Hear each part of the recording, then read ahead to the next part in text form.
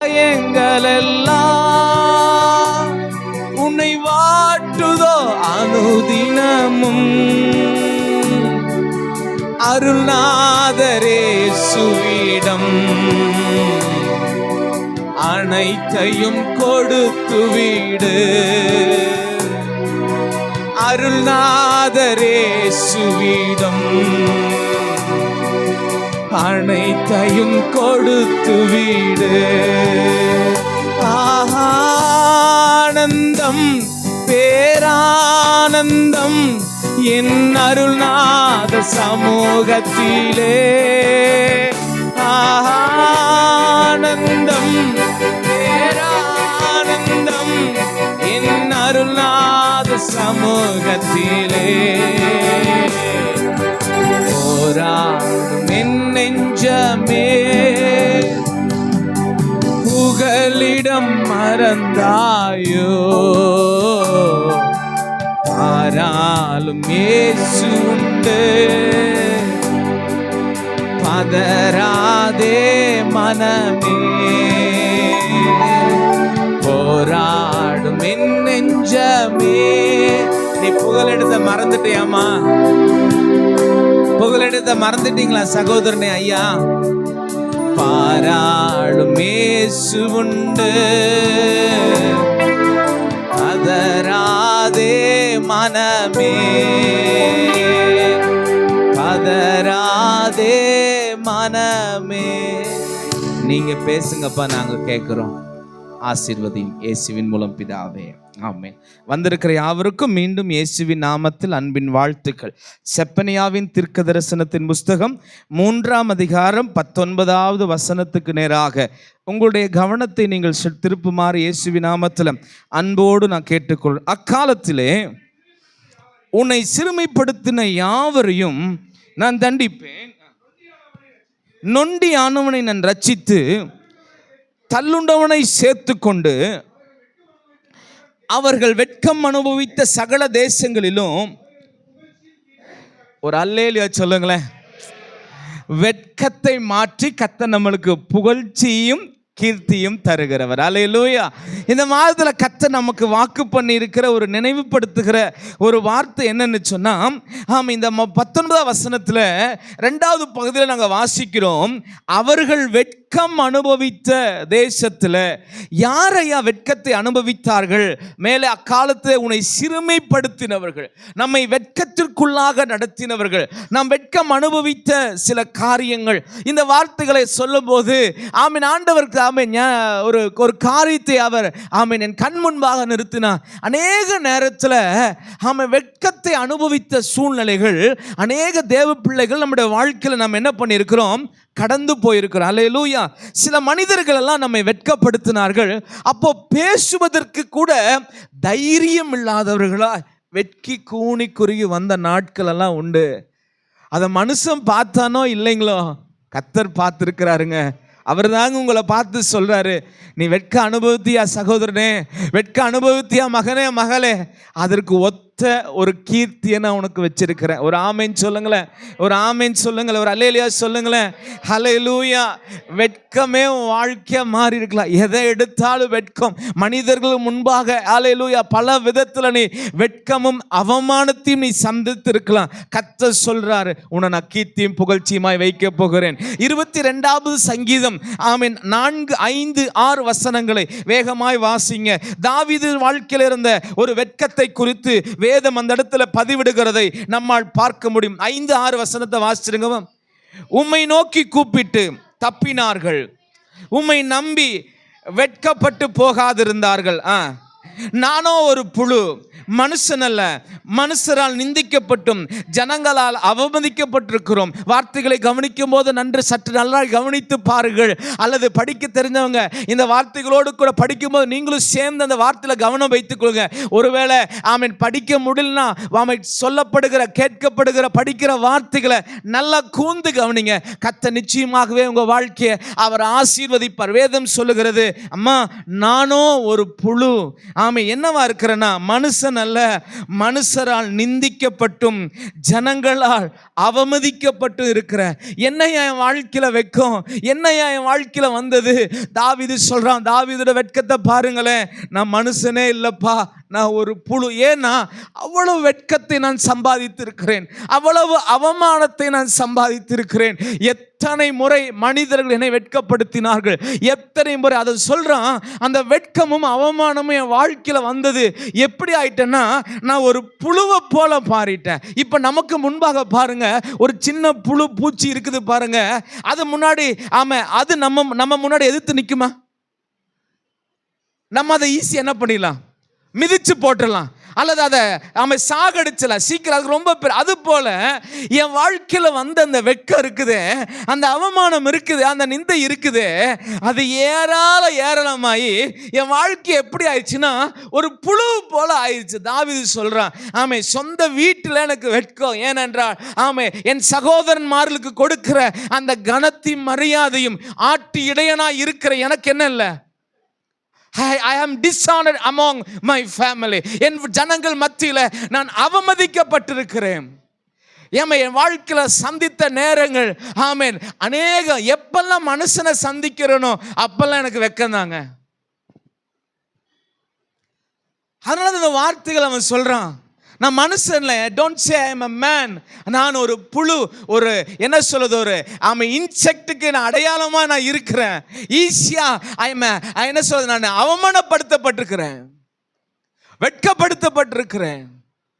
ஏன்னா நீங்க மனுஷன்னு சொல்லாதீங்க, அவன் அப்படிதான் சொல்றான். அந்த வார்த்தைகளை நல்லா கவனிச்சு பாருங்க. நானோ ஒரு புழுப்பா, மனுஷர் அல்ல. ஏன் நான் மனுஷன் அல்ல?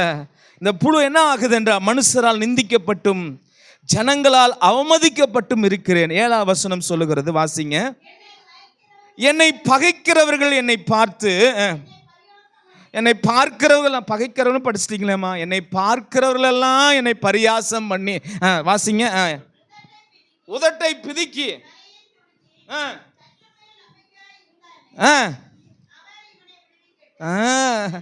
எத்தனை முறை நீ ஜெபம் நீ என்ன கண்ட, நீ பைபிள் படிச்சு என்ன கண்ட, நீ உபவாசம் இருந்து நீ என்ன கண்ட, வேற எங்கிட்ட இருந்து பேசுதாலும் பரவாயில்ல, நம்ம கூட இருக்கிறவங்களே பேசுறாங்க, என்ன செய்யறது? ஒரு வெட்கம், ஒரு அவமானம், வேலையில ஒரு அவமானம், தனிப்பட்ட வாழ்க்கையில் ஒரு அவமானம். நீ என்னதான் பண்ணி, தாவீதை போலதான் இன்னைக்கு அநேகருடைய வாழ்க்கையா இருக்கிறது. என்னை பார்க்கிறவர்கள் எல்லாரும் என்னை என்ன பண்ணுகிறாங்களா, பரியாசம் பண்றாங்க, உதட்டை என்ன பண்றாங்களா, பிதுக்குறாங்க, செய்க பண்றாங்க. பேச முடியல. என் வாழ்க்கை அப்படிப்பட்ட ஒரு சூனியமாய் போய்விட்டது, சில நேரத்தில் அவமானமாய் போய்விட்டது. இன்னும் சொல்லணும்னா, இந்த வார்த்தைகள் 1ஆம் தேதி சொல்லும்போது நான் கர்த்தர் ஒரு சில அநேக மனிதர்களுடைய சூழ்நிலையை கர்த்தர் காண்பித்தார்.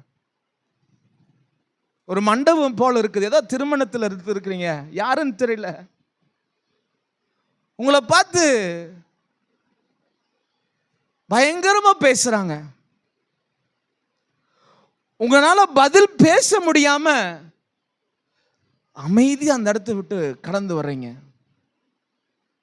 அந்த ஒரு தரிசனத்தை கர்த்தர் காண்பித்தார் அந்த காலை நேரத்தில் 1ஆம் தேதி.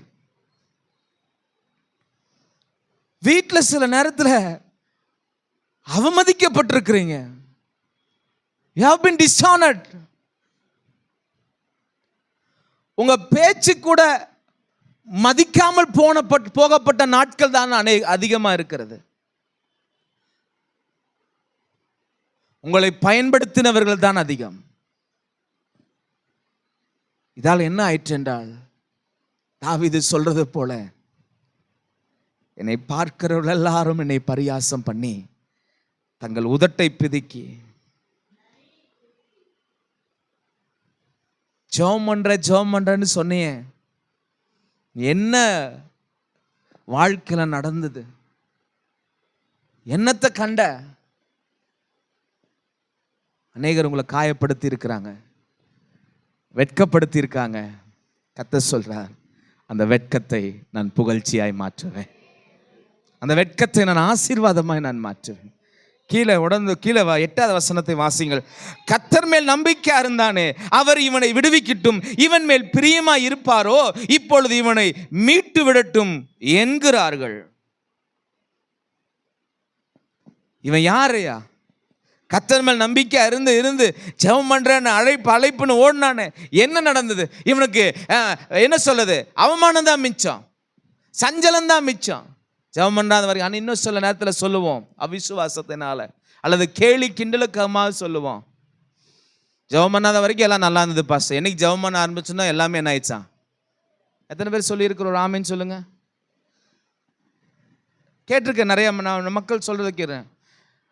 ஜெபம் பண்ணா தான் பாஸ்டர் இருந்தேன், அது வரைக்கும் எல்லாம் நல்லா தான் போயிட்டு இருந்தேன், ஜெபம் பண்ண ஆரம்பிச்சுன்னா பிரச்சனை வந்துருச்சான். அப்போ மறுபடியும் ஜெபம் பண்ணுங்க, மறுபடியும் பிரச்சனை வரும். மறுபடியும் ஜெபம் பண்ணுங்க, மறுபடியும் பிரச்சனை வரும். மறுபடியும் ஜெபம் பண்ணுங்க, ஒரு நாள் அந்த பிரச்சனை காணாம போயிடும். நீங்க ஜெபிச்சு தேவ பிரசன்னத்தை உங்க வீட்டில் இறக்கி பாருங்க. ஜெபித்து உங்களுடைய பிரச்சனையில தேவனுடைய காரியத்தை நீங்க இது பண்ணுங்க. இன்னைக்கு காலையில நான் ஆராதித்து கொண்டிருக்கும் போது கர்த்தர் எனக்கு அந்த ஒரு தரிசனம் மாதிரி காமிச்சாரு.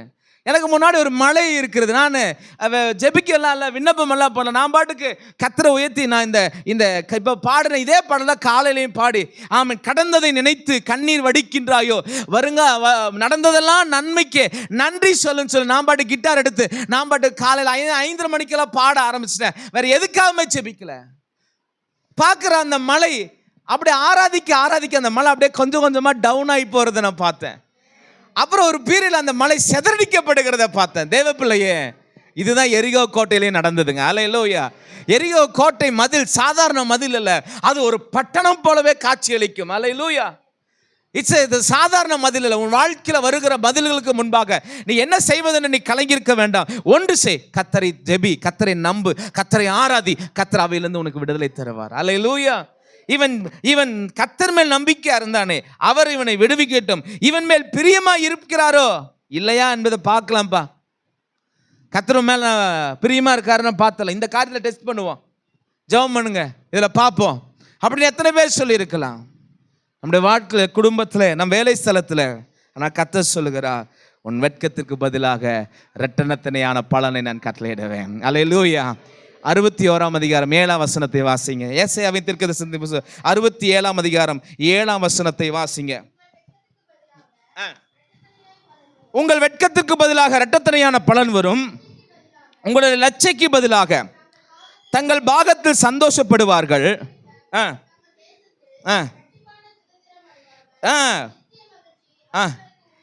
அல்லேலூயா. நீ வெட்கப்பட்ட இடத்துல, அவமானப்பட்ட இடத்துல கர்த்தர் உங்களை என்ன பண்ணுகிறாரா? இரட்டிப்பான பலனை தரப்போகிறார். அல்லேலூயா. ஒரு அல்லேலூயா சொல்லுங்க. வெட்கப்பட்ட தேசத்திலே கீர்த்தியும் புகழ்ச்சியும் ஆக்கினீரே, வெட்கப்பட்ட தேசத்திலே கீர்த்தியும் புகழ்ச்சியும் ஆக்கினீரே, வார்த்தையினால் நீ சொன்னதெல்லாம் கரங்களினால் இன்று நிறைவேற்றினீர், வார்த்தையினால் நீ சொன்னதெல்லாம் கரங்களினால் இனியும் நிறைவேற்றுவார். நன்றி சொல்வோம், உயிருள்ள ஒன்றும் குறையாமல் காத்திடும் நல்லவரை. நன்றி சொல்வோம், உயிருள்ளவரை ஒன்றும் குறையாமல் காத்திடும் நல்லவரை. ஏசாயா 61ஆம் அதிகாரம் 7ஆம் வசனம் சொல்லு, உங்கள் வெட்கத்துக்கு பதிலாக இரட்டத்தனையான பலன் வருங்க, உங்களுடைய லட்சைக்கு பதிலாக தங்கள் பாகத்தில் சந்தோஷப்படுவார். அல்லேலூயா. எத்தனை லட்சை அடைந்தீங்களோ அதற்கு ஒத்த பாகத்தில் சந்தோஷம் அடைவீர்கள். ஆமேன். அது நிமித்தம் தங்கள் தேசத்தில் இரட்டிப்பான சுதந்திரம் அடைவார்கள், நித்திய மகிழ்ச்சி அவர்களுக்கு உண்டாகும். அல்லேலூயா சொல்லுங்களேன். அல்லேலூயா. வெட்கப்பட்டதுக்கு கர்த்தர் ஒரு பிளஸ்ஸிங்கை கொடுக்க போறார், டபுள் போர்ஷன் பிளஸ்ஸிங். அல்லேலூயா. இரட்டத்தனையான ஆசீர்வாதம். அல்லேலூயா. போன வாரம் பார்த்தல, நீ திரும்ப அழிக்கிறவர் எப்படி தெரியுமா திரும்ப அழிப்பாரு? நீ இழந்ததையும் கொடுப்பாரு, அதோட சேர்த்தியும் கொடுப்பார். ஒரு ஆமேன் சொல்லுங்களேன். இழந்ததையும் கொடுப்பார், அதுக்கு ஒத்ததையும் கொடுப்பாரு, அதோட சேர்த்தியும் கொடுக்கிறதா நம்முடைய ஆண்டவர். அல்லேலூயா. ஒரு அல்லேலூயா சொல்லுங்களேன். மனுஷனை போல அவர் வஞ்சிக்க மாட்டார், மனுஷனை போல அவர் பண்ண மாட்டார். அவருடைய கேரக்டரவே நம்மளால சில நேரத்தில் என்ன பண்ண முடியாது. நம்ம வீட்டுக்காரம்மாவே நம்மளால புரிஞ்சுக்க முடியல. அண்ட சராசரங்களுக்கு மேலாக வீற்றிருக்கிறவர், அவரை எப்படி நம்ம புரிஞ்சுக்க போறோம்? அல்லேலூயா. அவ்வளோ அற்புதமானவர். அல்லேலூயா. பக்கத்தில் பார்த்து சொல்லுங்க, உங்க வெட்கத்துக்கு பதிலாக 2 blessing வரப்போகுது, டபுள் போர்ஷன். அல்லேலூயா, அல்லேலூயா, அல்லேலூயா. அண்ணனை வெட்டிடுவானேன்ட்டு போனவனுக்கு கர்த்தர் 2 பரிவாரங்களை தோடு. அல்லேலூயா, ஹல்லேலூயா. என்னைக்கு ஒரு நாள் என் அண்ணனை கொன்றுவான் போனா, ஆமென். மொழி தெரியாது, பாஷை தெரியாது, வழி தெரியாது, எப்படி இருக்க போறான், எதிர்காலம் தெரியாது, அவனவே 2 மடங்கு பெற்றுக்கொள்ளும்படியான ஆசீர்வாதத்தை தருவார் என்று சொன்னார். ஏன் அவர் நமக்கு தர மாட்டார்? ஒரு சந்திப்பு நடைபெறும் இன்றைக்கு. கர்த்தர் அதன் மூலமாக ஒரு இரட்டத்தனையான ஆசீர்வாதத்தை வைத்திருக்கிறார். அல்லேலூயா, அல்லேலூயா, அல்லேலூயா. வெட்கப்பட்ட தேவஜனமே, கர்த்தர் உங்களை பார்த்தா சொல்றார், என்ன வெட்கத்தை அனுபவித்தீங்கன்னு தெரியாது. ஆமாம், நீங்கள் எந்தெந்த இடங்களிலெல்லாம் வெட்கத்தை சந்தித்தீங்கன்னு தெரியாது. எந்தெந்த இடத்துலலாம் அவமானப்பட்டீங்க, நிந்திக்கப்பட்டீங்க. இன்னும் சொல்லப்போ நான் ஏற்கனவே சொன்னேன், கூனி குறுகி நின்றீங்களவா. அநேக முறை அநேக இடத்துல ஆமாம் நாங்கள் கூனி குறுகி நின்றுக்கிறோம். பேசுவதற்கு வார்த்தை இல்லாமல், பேசுவதற்கு பதில் இல்லாமல். அப்போ நானும் பாஸ்டமா ஒரு வார்த்தை மாத்திரம் சொல்லுவோம், காலம் பதில் சொல்லும், எங்கள் தேவன் எங்களுக்கு பதில் செய்வார். அநேக இடத்துல கூனி குறுகி நின்றுக்கிறோம். ஏன்னா வார்த்தை இல்லை, சொல்லுவதற்கு சரியான ஆன்சர் இல்லை. பட் ஒன்று மாத்திரம் இருந்தது, தேவனுடைய அழைப்பு மாத்திரம் மேலே இருந்தது. என்ன செய்தது, என்ன பதில் சொல்ல போறோம், என்ன எப்படி வாழ போகிறோம், எப்படி இருக்க போகிறோம், எந்த நம்பிக்கையுமே இல்லை. நான் ஆண்டவர்கிட்ட கூட கேட்டேன், ஏன் ஆண்டவரே என்னை மறுபடியும் இதே பட்டணத்தில் வச்சிங்க? ஏற்கனவே எங்கள் தகப்பனார் அவங்க சுதந்திரத்தெல்லாம் இழந்து போயிட்டு அதிலேயே பயங்கர வெட்க அவமானம். அதோடு கூட நான் இந்த ஊழியத்தில் நின்றேன்னா என்ன ஆண்டவரே என்ன செய்வாங்க, என்ன ஆண்டவரே என்ன சொல்லுவாங்க? அந்த பழி சொல்லுதானே எங்களுடைய குடும்பத்தினுடைய அந்த அவமானம், நிந்தை தொடர்ந்து என் ஊழியத்தில் நான் தொடருமே, ஏன் ஆண்டவரே என்று கேட்ட அநேக நேரங்கள் உண்டு. அது நிமித்தமாக கூட அநேக நேரத்தில் வெட்கத்தையும் அவமானத்தையும் சந்தித்த நேரங்கள் உண்டு. கவர்மெண்ட் வேலை செய்து கொண்டிருந்த உங்களுடைய அப்பானாலேயே சர்வைவ் பண்ண முடியாமல் எல்லாவற்றையும் விட்டு விட்டு போனார்கள். நீ ஊழியத்திற்கு வந்து மறுபடியும் நீ ஊழியத்தை ஆரம்பிக்கிறேன் என்று சொல்லுகிறாயே, நீ எப்படி ஸ்டாண்ட் பண்ணுவேன் என்று கேட்டார்கள். பதில் இல்லை, வார்த்தை இல்லை, வார்த்தை இல்லை. தெரியாதுங்க, அவர் தான் மேலே இருக்கிறவர் பார்த்துக்குவார்.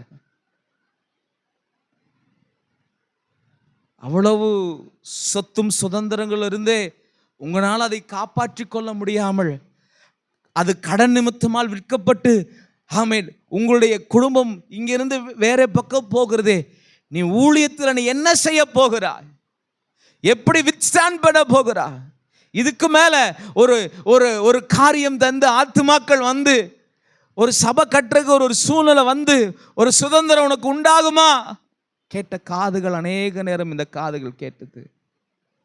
அப்போல்லாம் தேவ சமூகத்தில் போய் அதே தான் தாவீது போல வாசித்தோமே, கர்த்தர் மேலே இவன் நம்பிக்கையா இருந்தானே, அவன் இவனை விடுவிக்கட்டும் என்று சொல்லி தங்கள் உதட்டை பிதுக்குகிற சூழ்நிலை தான். ஆனாலும் கர்த்தர் இரட்டத்தனையான பலனை தருகிறவர். தேவ பிள்ளையே, வாழ்க்கையில் எண்ணத்தை வெட்கத்தை நான் அனுபவிச்ச அநேக சூழ்நிலையை அநேக தேவ பிள்ளைகள் அனுபவிச்சிருக்கேன். அதனால தான் கர்த்தர் எனக்கு இங்கே நிறுத்தி இந்த வார்த்தை உங்களுக்கு முன்னாடி சொல்ல வைக்கிறார். என்னமோ தெரியல, வெட்கப்படுத்த விட மாட்டார். சேலஞ்ச் பண்ணி சொல்றேங்க. அல்லேலூயா. அவர்கிட்ட விழுந்துட்டீங்கல்ல, அவர்கிட்ட வந்துட்டீங்கல்ல, வெட்கம் என்கிறதை கர்த்தர் நம்முடைய வாழ்க்கையை மாற்ற போறோம். கரங்களை தட்டி அப்பாவுக்கு ஒரு நன்றி சொல்லுங்களேன். ஓ ராபா ஷக்கலபா. நேரம் இல்லைங்க, நேரம் இல்லை எக்ஸ்பிளைன் பண்ணுறக்கு. சீக்கிரம் ஒரு சில வார்த்தைகளை சொல்லி ஆமென் நான் ஜெபிக்க விரும்புகிறேன். அல்லேலூயா. ஏசாயா 29ஆம் அதிகாரம் 22வது வசனத்தை வாசிங்க. ஏசாயா 29ஆம் அதிகாரம் 22வது வசனம் வாசிங்க. ஆகையால் ஆபிரகாமை மீட்டு கொண்ட கர்த்தர் யாக்கோபின் வம்சத்தை குறித்து ஒரு அல்லேலூயா சொல்லுங்களேன். ஆபிரகாமை மீட்டு கொண்ட கர்த்தர் யாக்கோப்பின் வம்சத்தை குறித்து சொல்றாரு. அல்லேலூயா. மீட்டு கொண்டது அவனை, வாக்கு தத்துவம் யாக்கோப்புக்கா. ஒரு அல்லேலூயா சொல்லுங்களேன். மீட்டு கொண்டது அப்பனை, வெட்கப்படுத்தாம விடுறது யாரையா? மகனை அல்லது பேரனை. நான் யாக்கோப்பை மீட்டுக்கொண்ட ஆபிரகாமை மீட்டுக்கொண்ட கர்த்தர் யாக்கோப்பின் வம்சத்தை குறித்து சொல்றாரு. இனி யாக்கோப்பு வெட்கப்படுவதில்லை, இனி அவன் முகம் செத்து போவதில்லை. அல்லேலூயா. இது கர்த்தர் பிராமிஸா தருகிறார் சிலருக்கு. இனி உங்க முகம் வெட்கப்படாது, உங்க முகம் இனி செத்து போகாது, இனி அழுக மாட்டீர்கள், கலங்க மாட்டீர்கள். அழுகுதான் உன்னை அழுக போறீங்க, கர்த்தர் செய்த நன்மைகளுக்கு தான் அழுக போறீங்க. நம்முடைய முகம் இனி எங்கெல்லாம் அவமானப்பட்டு நின்னுச்சோ, வெட்கப்பட்டு நின்னுச்ச கரங்களை தட்டுங்க.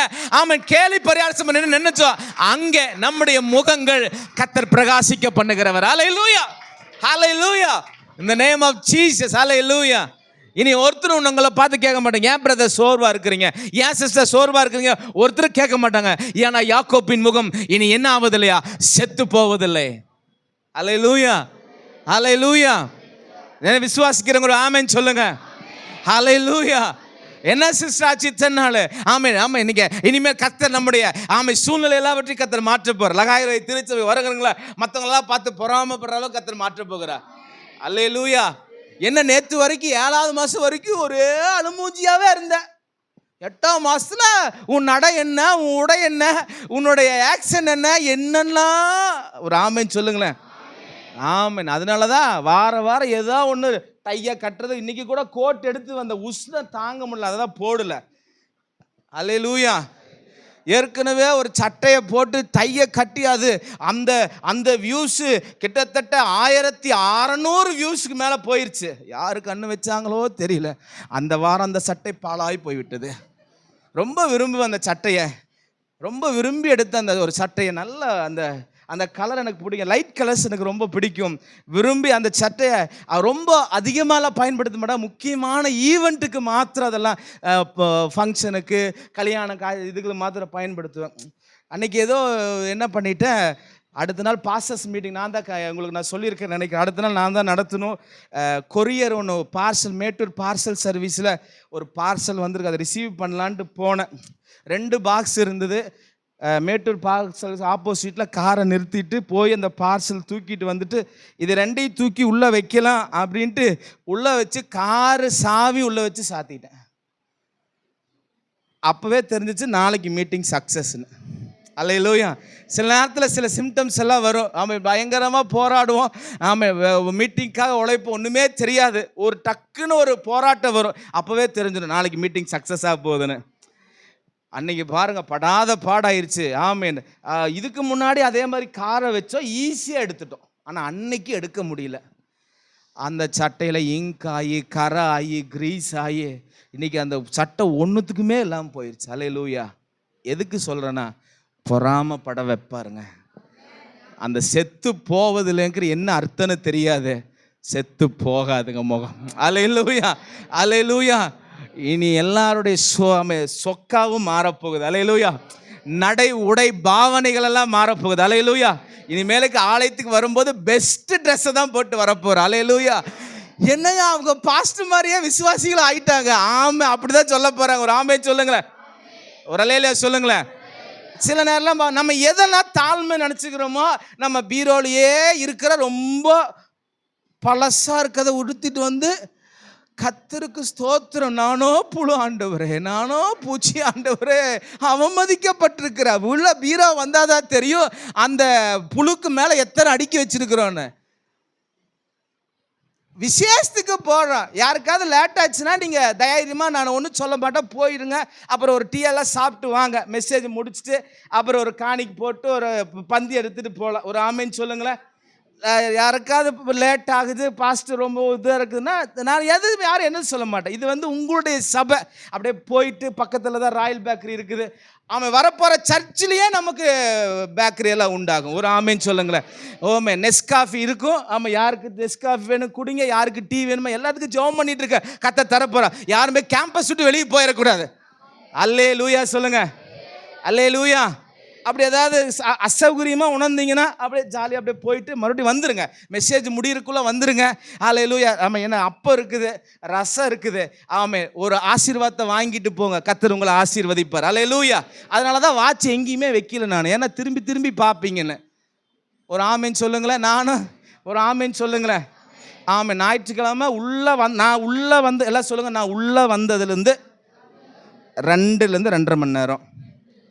நான் உள்ளே வந்ததுலேருந்து அண்டர்லைந்தவன் நான் உள்ளே வந்ததுலேருந்து 2லேருந்து 2.5 மணி நேரம். அது கால்குலேட் போட்டுங்க. ஆமாம், அதுக்கு மேலே நீங்கள் உட்காராதீங்க. நான் உங்களை பிடிச்செல்லாம் வைக்க மாட்டேன்.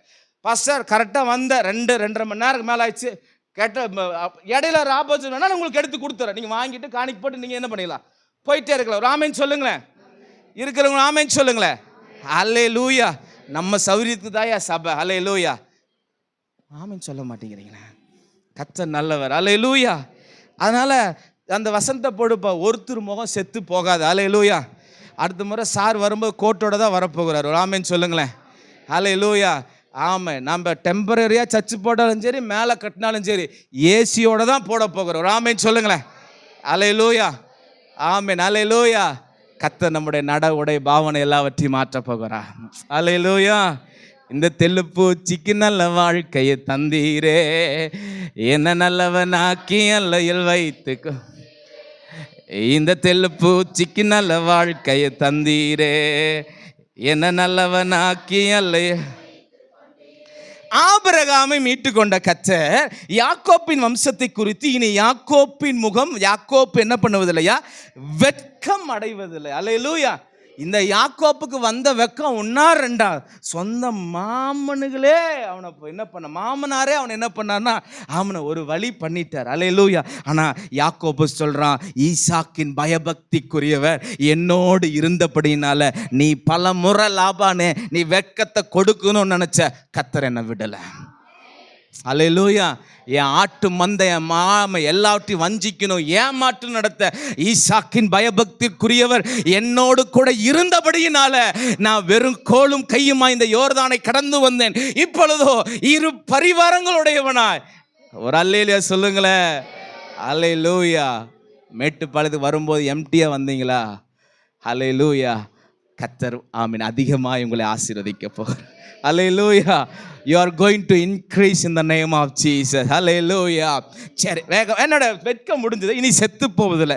இந்த மீட்டு கொன்ற வார்த்தையை கொஞ்சம் அண்டர்லைன் பண்ணிங்க, அதை மாத்திரம் கான்சென்ட்ரேட் பண்ணி நம்ம ஜெபிக்க போகிறோம். பாருங்க, பழைய ஏற்பாட்டில் மீட்டு கொள்ளணும் அப்படின்னா எல்லாரும் என்னோட கவனிங்க. மீட்டு கொள்ளணும், கற்பம் திறந்து பிறக்கிற ஆண் பிள்ளைகள், ஆண் மகன்கள் மீட்டு கொள்ளப்படணும்.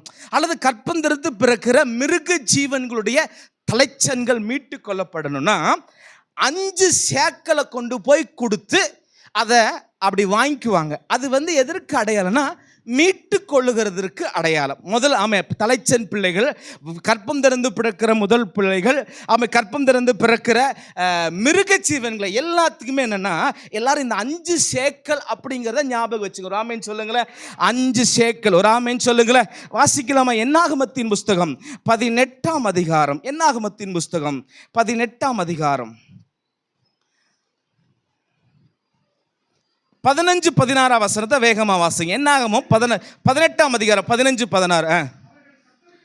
இனிமேல் கேட்க போகிற செய்தி ரொம்ப முக்கியங்க. அவன் மேலே சொன்னதை விடல, கர்த்தர் ஒரு விடுதலையை, ஒரு சுகத்தை, ஒரு ஆசீர்வாதத்தை, ஒரு பலனை, ஒரு நன்மையை இதுக்கப்புறம் கர்த்தர் வச்சுக்க போகிறாரு. பழைய ரசத்தை பார்க்கலாம் புதிய ரசம் ரொம்ப சுவையுள்ளதாக இருக்க போகுது. ராமேன்னு சொல்லுங்களேன். ஃபர்ஸ்ட் ஹாஃபை விட செகண்ட் ஹாஃப் ரொம்ப வித்தியாசமாக இருக்க போகுது. கர்த்தர் அநேகரை தொடுவார், விடுதலை ஆக்குவார், சுகத்தை கொடுப்பார். தேவனுடைய ஆசீர்வாதத்தை நீங்கள் பெற போகிறீங்க. வாசிங்கப்பா, வாசிங்க தம்பி. மனிதரிலும் மிருகங்களிலும் அவர்கள் கர்த்தருக்கு செலுத்தும் சமஸ்த பிராணிகளுக்குள்ளே கற்பம் திறக்கு பிறக்கும் யாவும் உனக்குரியதாய் இருக்கும். ஆனாலும் மனிதரின் முதல் பேற்று அகத்தியமாய் மீட்கப்பட வேண்டும். அகத்தியமாய் யாராவது தமிழ் தெரிஞ்சா சொல்லுங்களேன். அகத்தியமாய்னா என்ன? அகத்தியமாய் உள்ளார்ந்து, அதாவது அகத்தியமாய் முழு மனசோடு, அப்படி கூட சொல்லல, முழு மனசோடு, எந்த ஒரு இது இல்லாம ஏன்டா இவர் கேட்டுட்டாரே ஆண்டவர் அப்படி செய்யாம அகத்தியமா உள்ளார்ந்து அவங்களை என்ன பண்ணணும்னா ஆமென் மீட்கப்பட வேண்டும். தீட்டான மிருக ஜீவின் தலையீற்றையும் மீட்கப்பட வேண்டும். கீழே வாசிங்க தம்பி. மீட்கப்பட வேண்டிய ஒரு மாதத்திற்கு மேற்பட்டதானால் உன் மதிப்புக்கு இசைய பரிசுத்த ஸ்தலத்தின் சேக்கல் கணக்கின்படி 5 பணத்தின் சேக்கலாலே ஒரு அலையில சொல்லுங்களேன். இந்த மிருக ஜீவன்ல ஒருவேளை பிறந்து 1 மாசத்துக்கு அப்புறம் ஆயிடுச்சுன்னா அல்லது காலம் ஆயிடுச்சுன்னா எப்படி ஆகிலும் அந்த குறிப்பிட்ட காலத்துக்குள்ள 5 சேக்கலை கொடுத்து என்ன பண்ணுமா அந்த மனுஷனையோ அந்த மிருக ஜீவனையோ பழுதான மிருக ஜீவனையோ மீட்டு கொள்ளும் போது என்ன ஆகுனா அந்த கணக்கு என்ன ஆயிருமா சரியாயிரும், நேர் ஆயிரும். எந்த ஒரு என்ன சொல்றது டிஃபென்ஸ் எந்த ஒரு குறைவு இருக்காது.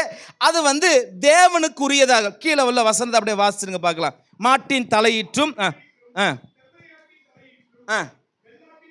அண்டர்லைன்ல பண்ணிக்கொள்ளுங்க. மாட்டின் தலையிட்டு, செம்மறியாட்டின் தலையிட்டு, வெள்ளாட்டின் தலையிட்டு மீட்கப்பட வேண்டும். வேண்டாம், அவைகள் பரிசுத்தமானவைகள். தெளித்து இந்த மீட்கப்பட வேண்டிய இந்த இதை 5 சேக்கல்ல மீட்கப்பட வேண்டும். ஒரு ஆமென் சொல்லுங்களேன், ஒரு அல்லேலூயா சொல்லுங்களேன். ஆண்டவர் ஆபிரகாமை மீட்டு கொண்டார். ஒரு ஆமென் சொல்லுங்களேன். எதனால மீட்டு கொண்டார் என்று சொன்னா ரத்தத்தினால அவனை மீட்டு கொண்டார். அல்லேலூயா சொல்லுங்களேன். ஆமே. அப்போ இது இஸ்ரவேலில் அவங்களுடைய ஜெனரேஷன்ல இது பாரம்பரியமாய் வந்து கொண்டிருக்கிற ஒரு காரியம். அப்போ ஆண்டவர் ஆபிரகாமை என்ன பண்ணினானா மீட்டு கொண்டிருக்கிறார். எப்படி மீட்டு கொண்டிருக்கிறார்? அவனோடு கூட உடன்படிக்கை பண்ணி அல்லது ரத்தம் சிந்தி. ஆமே. அன்றைக்கு அந்த நாட்களில் காளைகளின் பலியினால அல்லது அதன் மூலமாய் ரத்தத்தை சிந்தி ஆண்டவர் என்ன பண்ணிட்டாரு, ஆபிரகாமே நீ என்னுடையவனா இருக்கிறார், நான் உன்னை மீட்டு கொண்டுட்டேன் அப்படின்னு ஆண்டவர் கன்ஃபார்ம் பண்ணார். அதை வீட்டில் போய் படித்துக் கொள்ளுங்க. 14, 15, 16 அதிகாரத்தில் ஆதியாகமத்தில் இருக்குது. அங்கே பலி செலுத்துவான். ஆமீன். அங்கே இதாகும். அப்போதான் ஆண்டவர் சொல்லுவார், ஆமாம் உன்னுடைய ஜனம் ஆமாம் அந்நிய தேசத்தில் 400 வருஷம் அவங்க என்ன பண்ணுவாங்க, அடிமைகளாக இருப்பார்கள் கர்த்தர் சொல்லிட்டார். நான் என்ன சொல்கிறேன்னா 5 சேக்கல் கொடு. இதை மாத்திரம் மனசில் வச்சுங்க. எல்லாம் சொல்லுங்கள், 5 சேக்கல்ல மீட்கப்பட வேண்டும். ஒரு அலையில சொல்லுங்கள் அல்லேலூயா, அல்லேலூயா. அப்போ தான் உங்களுக்கு ஆசீர்வாதம். பக்கத்தில் பாசுவோம், 5 சேக்கல்ல தான் ஆசீர்வாதம், 5 சேக்கல்ல தான் மீட்கப்படணும். அல்லேலூயா. 5 சேக்கலுக்கு இப்போ நம்ம எங்கே போகிறது? அல்லேலூயா. மறுபடியும் சிலுவைக்கே வந்துடுவோம். அல்லேலூயா. ஒரு அல்லேலூயா சொல்லுங்களேன். இப்போ தேவன் ஆபிரகாமுக்கு மாத்திரம்தான் மீட்டு கொண்டாரா? அதனால தான் யாக்கோப்பின் முகம் செத்து போகலையா? அதனால தான் யாக்கோப்பின் முகம் வெட்கப்படலையா? உங்களையும் என்னையும் மீட்டிருக்காருங்க. அல்லேலூயா. சொல்லட்டுமா, உங்களையும் என்னையும் 5 காயங்களாலே உங்களை என்னை சிலுவையில் விலை கொடுத்து வாங்கியிருக்கிறாரு.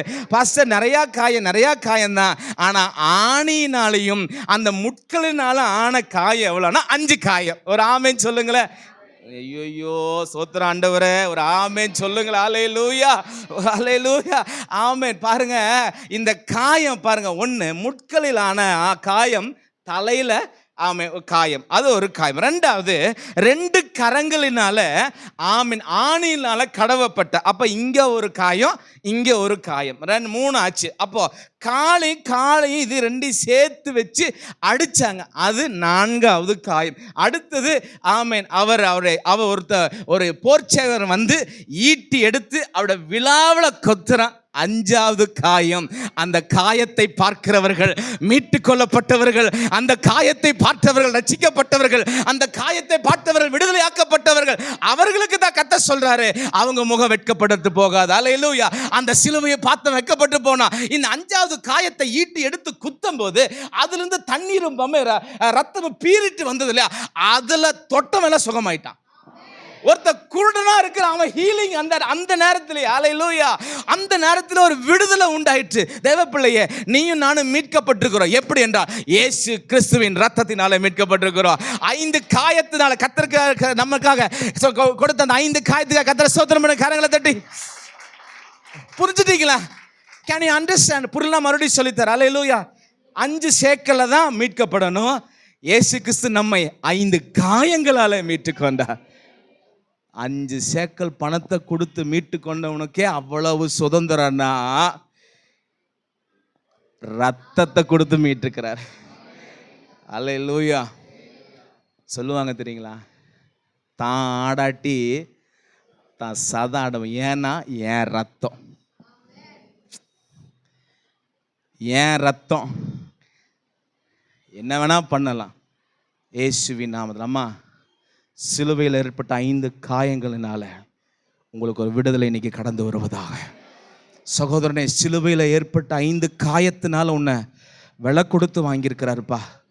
இந்த சிலுவையை நீ பாரு, ஒரு விடுதலை இன்னைக்கு உனக்கு கடந்து வரும், ஒரு சுகம் கடந்து வரும். அந்த பிள்ளைகள் தான் வெட்கப்பட்டு போவதில்லை, செத்து போவதில்லை. ஹல்லேலூயா. ரீபாலா ஷகதனா ரதரல. ஏற்கனவே போன வாரத்தை நம்ம பார்த்து கொண்டிருக்கிறோம். இந்த 5 காயங்கள் மாத்திரமல்ல, இந்த 5 காயங்களையும் இயேசு எங்கே அடிக்கப்பட்டார் என்று சொன்னால் சிலுவையில் அடிக்கப்பட்டார். அல்லேலூயா. கடைசியாக ஒன்றை சொல்லி நான் ஜெபிக்க விரும்புகிறேன். 1 ராஜாக்களின் புஸ்தகம், 1 ராஜாக்களின் 19ஆம் அதிகாரம்.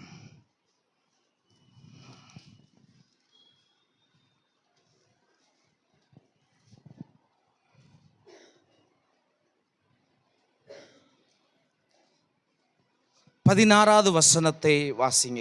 வாசிங்க.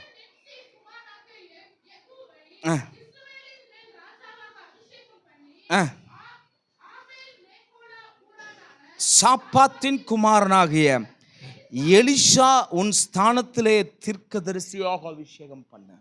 தொடர்ந்து 19ஆம் வசனத்தை வாசிங்க.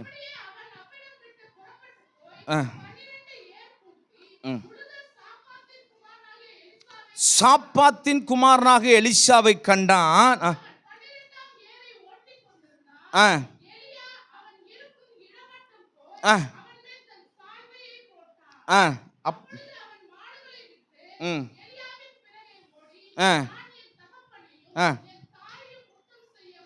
இந்த எலியாவும் எலிசாவும் சேரணும்னா அங்க ஒரு பலி செலுத்தப்படணுங்க. ஒரு ஆமென் சொல்லுங்களேன். ஹல்லேலூயா. ஏலினா என் தேவன் யா என்றால் யெகோவா. என் தேவன் யார்னா யெகோவா. எலிஷானா என்னன்னா என் தேவன் ரட்சிப்பை அருளுகிறவர். ஆமென் சொல்லுங்களேன். என் தேவன் ரட்சிப்பை அளிக்கிறவர் எலிஷா. என் தேவன் யாவே அப்படிங்கிறத எலியா.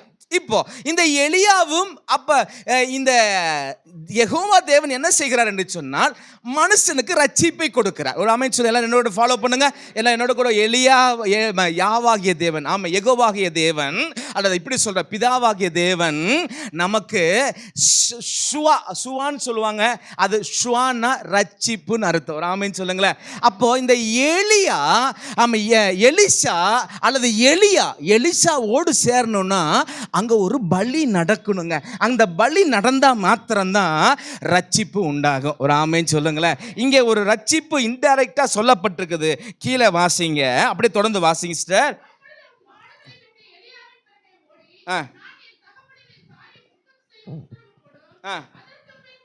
இந்த ஷூவான்னு சொன்ன இல்லையா, யெஷுவானா என்னது? யெஷுவான் எல்லாம் இப்ப பாட்டு பாடுறேன். யெஷுவா ஒன்றும் இல்லை, ரட்சகர்னு அர்த்தம். ஆமென். தேவன் என் ரட்சகர். அல்லேலூயா.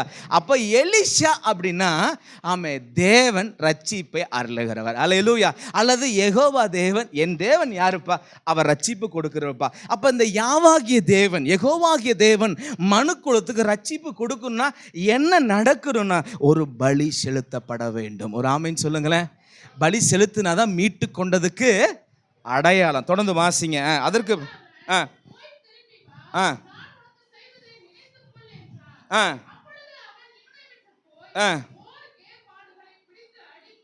ஓர் ஏர்மாடுகளை பிடித்து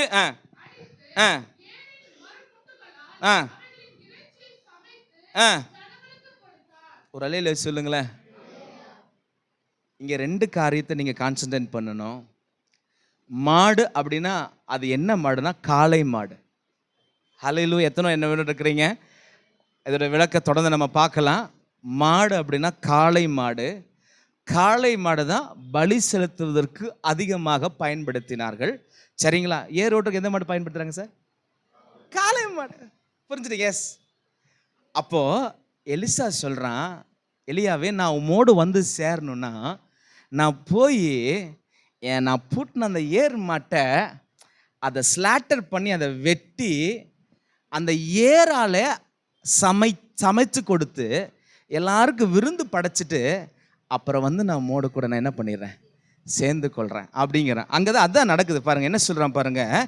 அப்பொழுது அவன் இவனை விட்டு போய் ஓர் ஏர் மாடுகளை பிடித்து அடித்து ஏரின் மரமுட்டுக்களால் அவைகளின் இறைச்சியை சமைத்து. நம்முடைய காளையாகிய பலி யாரை குறிக்குது என்று சொன்னால் கிறிஸ்துவை குறிக்கிறது. மரம் எதை குறிக்குது என்று சொன்னால் சிலுவையை குறிக்கிறது. அந்த சிலுவையில் இயேசு பலியானார். அப்போ எலிஷாவுக்கு இனிமேல் அவனுக்கு ஒரு புதிய தொடக்கம் உருவாகணும்னா ஒரு பலி நடந்தாகணும், மாடு கொல்லப்பட வேண்டும். அப்பொழுதுதான் அவனுக்கு ஒரு ரட்சிப்புண்டு. உங்களுக்கும் எனக்கும் மாடு அல்ல, தன்னுடைய சொந்த குமாரனாகிய கிறிஸ்துவை இந்த உலகத்திற்கு அனுப்பினதுனால நமக்கு ஒரு ரட்சிப்பு உண்டாயிருக்கிறது. ஹல்லேலூயா. இப்போ சொல்லுங்க, நீங்களும் நானும் மீட்கப்பட்டிருக்கிறோமா இல்லையா? சத்தமா சொல்லுங்களேன். இப்போ நீங்களும் நானும் சிலுவையினால் என்ன பண்ணியிருக்கிறோம்? மீட்கப்பட்டிருக்கிறோம். ஹல்லேலூயா. இவன் எலியா இன்னொரு காரியத்தை செய்கிறான் பாருங்க. அதை அடிச்சு அதில் சமைச்சு ஊராருக்கே விருந்து வச்சுட்டு தான் வந்திருக்கிறான். எதுக்கு? அது எதற்கு அடையாளமாக இருக்குன்னு சொன்னா கர்த்தருடைய அவருடைய அந்த காளை பலி என்று சொன்னேன். அந்த பலியை அவன் சமைச்சு எல்லாருக்கும் விருந்து வச்சான். இயேசு சொன்னா, இந்த அப்பத்தை எடுத்து பிட்டு இது உங்களுக்காக பிற்கப்படுகிற என்னுடைய சிறை. ஒரு முறை ஆண்டவரை என் வாழ்க்கையில் சொந்த ரட்சகராக என் பாவ சாபங்களுக்காக மரித்தார், அடக்கம் பண்ணப்பட்டார், 3ஆம் நாள் உயிரோடு எழுந்தார் என்று சொல்லி நான் அறிக்கை செய்யும் பொழுது நான் ரட்சிப்பை நான் பெற்றுக்கொள்ளுகிறேன். ஆனால் ஒவ்வொரு முறையும் ஆமென் தேவனுடைய சமூகத்துக்கு ஆலயத்திற்கு வந்து அவருடைய அப்பத்திலும் அவர் இரத்தத்திலும் நான் கலந்து கொள்ளும்போது மீட்கப்பட்டதை நான் யாருக்கு, எனக்கு தேவன் என்னை மீட்டு கொண்டார் என்பதை நான் நினைவுபடுத்தி கொண்டே இருக்கிறேன். நான் நினைவுபடுத்த என்ன ஆகுது என்று சொன்னால் யாக்கோப்பின் முகமினி செத்து போவதில்லை, யாக்கோப்பின் முகமினி வெட்கப்படுவதில்லை. அல்லேலூயா. ஒரு அல்லேலூயா சொல்லுங்கள். அல்லேலூயா. ஏன் எடுக்கணும்? ஆமாம், இது எதோ ஆமாம் அபாத்திரமா, அதுதான் மீனிங் எல்லாம் அதுதான். நீ வந்தியோ ஏனோ தானல அபாத்திரமா இல்லை, இதில் மீட்டு கொள்றது இருக்குதுங்க. நீ ஆமாம் ஞானஸ்தானம் எடுக்கும்போது பாஸ்டர் கேட்டார், இயேசுவின் பாவத்துக்காக மரித்தார், அடக்கம் பண்ணப்பட்டார், விசுவாசிக்கிறா? அது தெரிஞ்சதோ தெரியலையா ஊனு தலையாட்டிட்டோம். ஆனால் அது முதல் ஸ்டெப்பு. ஆனால் அதுக்கப்புறம் முழுகி எழுந்து வந்து ஆமாம் தேவ சமூகத்தில் ஒவ்வொரு மாதமும் எனக்காக மரத்திலே அடைக்கப்பட்ட இயேசுவின் சரீரம் இந்த அப்பமாக மாற்றப்பட்டு இன்றைக்கு திருச்சபையில் பலிபீடத்தில் வைக்கப்பட்டிருக்கிறது. நான் வரும்போது என்னென்றா நான் கிளைம் பண்ணுகிறேன், நான் உரிமை பாராட்டுகிறேன். என்ன சொல்ற? தேவனுக்கு நான் ரிமெம்பர், அதை தான் ஆண்டவர் செய்ய சொன்னார். தேவனுக்கு நான் ஞாபகப்படுத்துகிறேன், நான் மீட்டுக்கொண்டவன். நான் மீட்டுக்கொண்டவன். சொல்லுங்க எல்லாரும் சொல்லுங்க, நான் மீட்டுக்கொண்டவன், நான் மீட்டுக்கொண்டவன். ஆண்டவர் சொல்லுங்க, சொல்லிட்டே இருங்க, நான் மீட்டுக்கொண்டவன். 5 காயத்தால் மீட்டுக்கொண்டவன். ஆமென். அவருடைய சரீரத்தால் மீட்டுக்கொண்டவன், அவருடைய ரத்தத்தால் மீட்டுக்கொண்டவன். இதை நான் அறிக்கை பண்ண இதில் இருக்கிறதான அந்த ஆசீர்வாதமும் அந்த சிலுவையில் எனக்கு வைத்திருக்கிற அந்த நன்மை, சுகம், பலன், ஜீவன், சுவா, ரட்சிப்பு, ஆமை, சேமம் எல்லாமே சிலுவையில் கர்த்தர் வைத்திருக்கிறார். அதனால தான் முழுக்கு ஞானஸ்தானம் எடுத்தவங்க எல்லாருமே கர்த்தருடைய அப்பத்திலும் பந்திலும் நம்ம பங்கு. என்ன Arun, what is the meaning? நான் மீட்டு கொண்டிருக்கிறேன். இதில் பரிசுத்தம், நான் நல்லா இல்லை, ஒழுக்கமா இல்லை, பரவாயில்ல, நீ ஆமாம் முன்னாடி நாளோ அல்லது ஆராதனைக்கு உன்னை ரெடி பண்ணிக்கோ. ஏன்னா நீ பிதாவுக்கு தெரியப்படுத்தி கொண்டே இருக்க. என்ன ஆண்டவரே, உங்கள் மகனாகிய இயேசுவின் மூலமாக நான் மீட்டு கொண்டிருக்கிறேன்ப்பா. நான் சும்மா மீட்கப்படலை, பேப்பர்னால மீட்கப்படலை, காயங்களால் நான் மீட்கப்பட்டிருக்கிறேன். என்னை நீங்கள் நினைத்து பாரும். என் மேலும் உடைய ஆசீர்வாதத்தை ஊற்றும் போது பிதாவாகிய தேவன் பார்ப்பாரு. அன்கண்டிஷனல் லவ், அவருடைய ஆமாம் அளவற்ற கிருபை இரக்கத்தினால ஆமா இவனா, இந்த மகனா, இந்த மகளா, இந்த சகோதரனா, இந்த சகோதரியா, இந்த பிள்ளையா, என்ன சம்பந்தமே இல்லாம ஆலயத்திற்கு வந்திருக்குன்னு பார்ப்பாரு. இது சாதாரணமா வரல. நான் என்னுடைய குமாரனாகிய கிறிஸ்துவினால இந்த மகன் மகள் மீட்கப்பட்டவர்களா ஆலயத்துக்கு வந்திருக்காங்க. எப்படி அவளை நான் ஆசீர்வதிக்காம இருக்க முடியும்? எப்படி அவளை தாமே நடத்தாம இருக்க முடியும்? எப்படி அவளை போஷிக்காம இருக்க முடியும்? எப்படி அவளை சுகப்படுத்தாமல் இருக்க முடியும்? கரங்களை தட்டி அப்பாவுக்கு நன்றி சொல்லுவோமா? ஹல்லேலூயா. 5 கண்ட மக்களுக்காக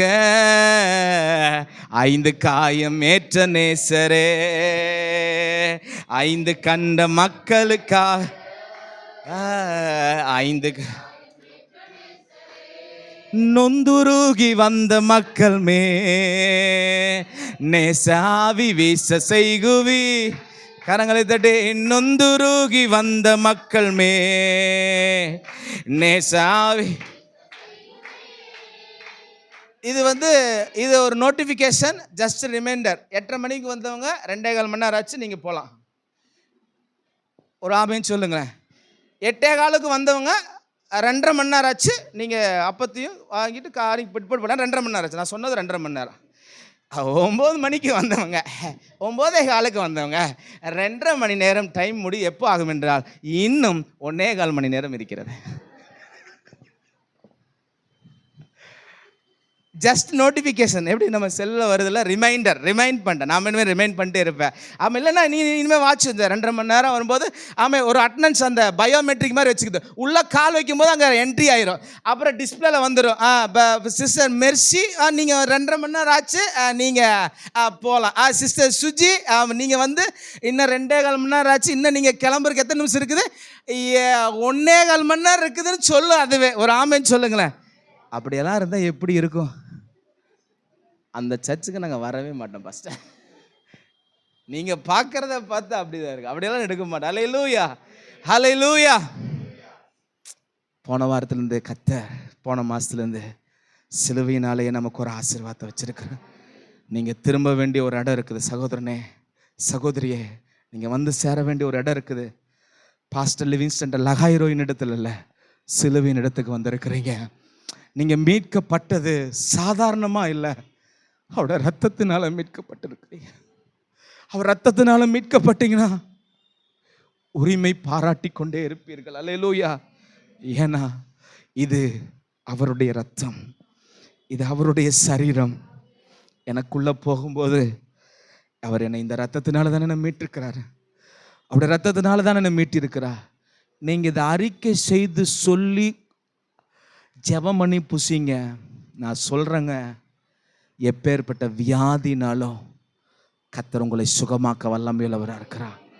நான் ப்ரிப்பேர் பண்ணுற பிரெட்டுனாலும் ரசத்தினாலும் அல்ல, சிலுவையில் சிந்தின ரத்தத்தினால அதற்கு அடையாளமாக இருக்கிறதை நாம் செய்ய போகிறோம். அது மாத்திரம் இல்லை, உங்களுக்குள்ளாக உங்களுக்கு விரோதமாக எந்த கட்டுகள் பில்லி சூனியங்கள் மந்திர தந்திருந்தால் அவருடைய ரத்தமும் அவருடைய சரீரமும் உள்ள போக போக போக உங்களுக்கு ஒரு விடுதலை கொடுத்து கொண்டே வரும். ஹல்லேலூயா, ஹல்லேலூயா.